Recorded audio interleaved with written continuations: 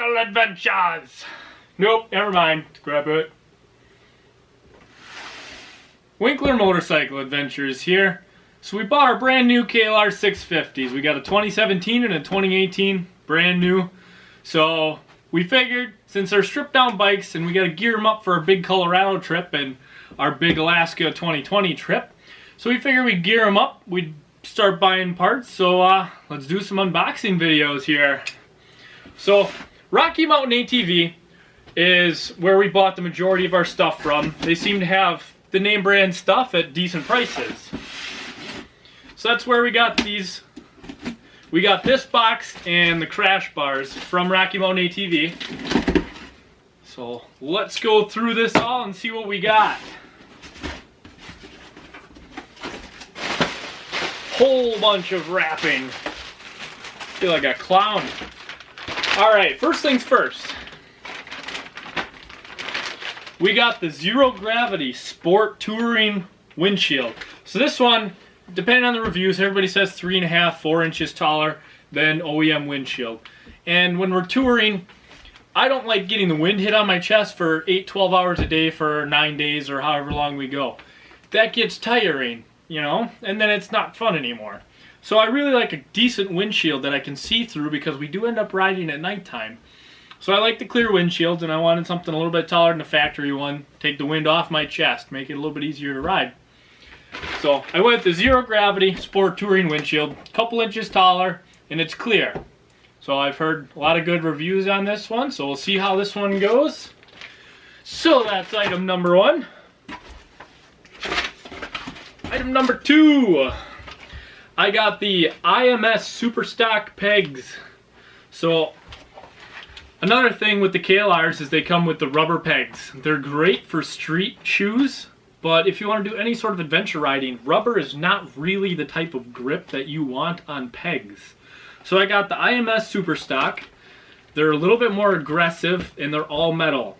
They're not too aggressive where they're going to chew up my street boots, but they are aggressive enough where when we do go off-roading that they will actually hold on to my adventure riding boots. So, dual purpose, it's a win-win. The IMS foot pegs. So I got the gray ones, trying to keep the black and gray scheme going a little bit here. They are definitely a lot more aggressive than the rubber. They do have the springs, so they do bounce back really nicely. Last item in this giant box.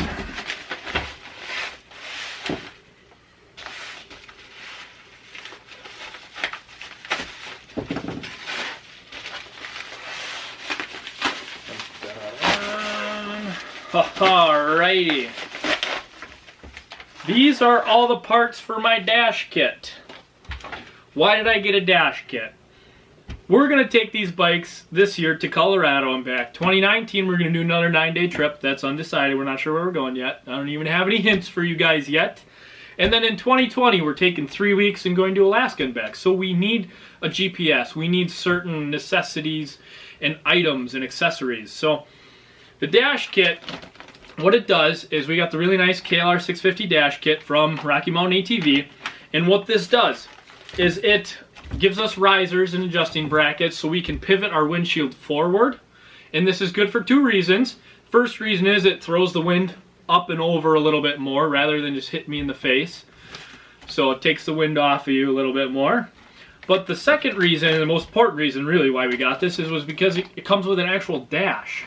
So with moving the windshield upright more, it gives us the ability to mount this dash piece in between the speedometer and the tachometer, in between that and the windshield.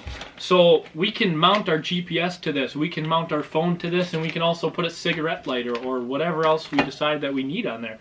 And this is metal, so really nice metal dash kit. We have all the parts and pieces to assemble this.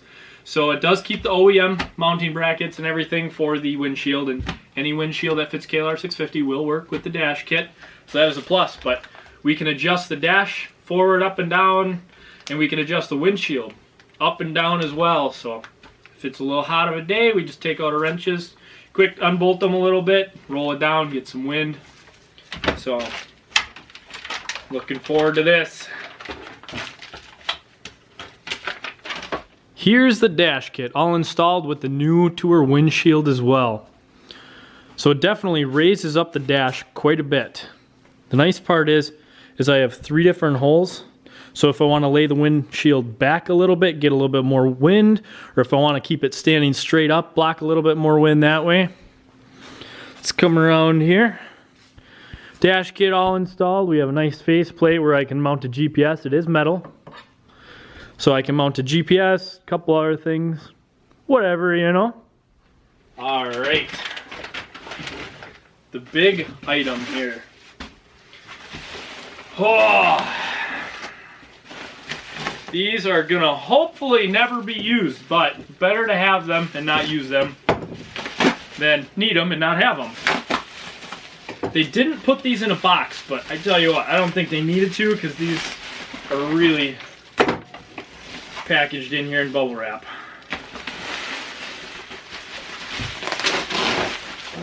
Here we go. 1 layer bubble wrap down. So what they did is they wrapped each crash bar individually in bubble wrap, then they taped them together, and then they wrapped them in more bubble wrap.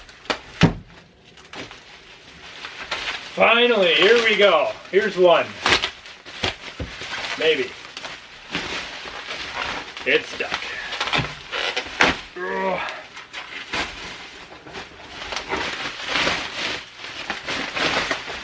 Please.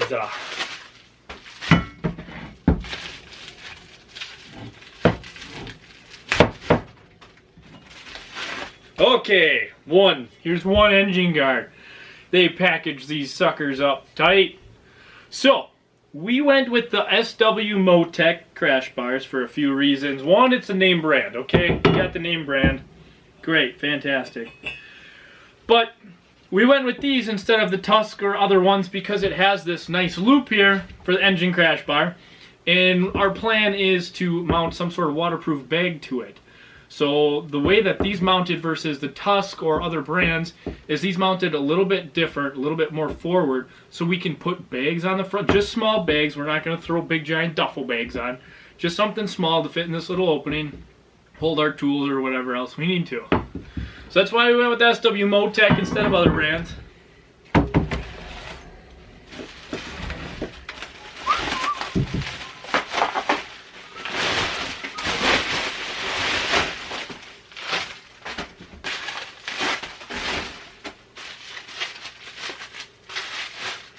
Alright, second one came out a lot easier. I'm telling you, they bubble wrap these things up nice. The SW-Motech crash bars all installed. They're really rigid. They mount down in the front here. They give you 2 new bolts, through bolts. And then they clamp right around your frame down here. And then up underneath your gas tank right here, they give you a replacement bolt, and it's a frame bolt, so it bolts right into the frame as well. So they're really sturdy SW-Motech bars. Awesome. Alright, our 2 smaller packages. What did we get here? Couple of things. Let's open up this first one and I'll explain what it is here.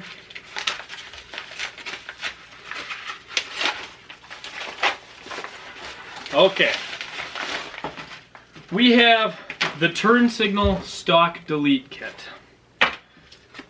Now when we purchased the KLRs, we purchased them without actually seeing them. And we were doing a lot of reading online, and many people said that the KLRs, the couple of things that break when you tip a KLR over is turn signals and your shifter lever. So we wanted to try and eliminate that before we tipped it over and learned the hard way and had to replace stuff. We got the turn signal stock delete kit from eBay, $25, free shipping, nice, easy, fast shipping. We just bought these about 2 days ago and we got them here already. So they're awesome. They're just plastic. They're 3D printed plastic pieces. Not a whole lot to them, pretty simple. What it does is it takes your turn signal from sticking out here and it eliminates the stock and brings the turn signal all the way into the bike. When you tip over, you'll end up hitting something else first, like your crash bars instead of your turn signals, or your big flat rack on the back of the KLRs. Save the turn signals. 25 bucks for a set of 4. So this $25 will take care of the front and the back stock delete kit.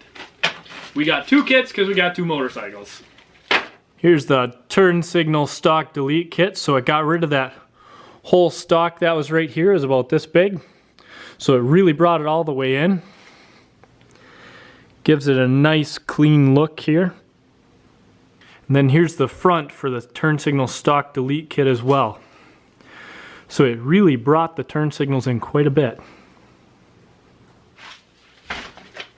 Alright, and the last one here. The last package. Another thing that everybody said, and we didn't really want to experience for ourselves, so we're going to take everybody's word on this. The drain plug, it sticks out a little bit. When you put a skid plate on, supposedly the skid plate is a little bit closer to the motorcycle and the drain plug sticks a little bit lower than the skid plate. So when you hit something, yes, it hits your skid plate, but it also rips your engine plug out or cracks it or otherwise.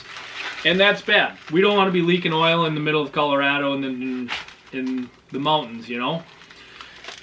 So we went and we got low profile oil plugs, oil drain plugs. They were super cheap. I think they were about $8, give or take.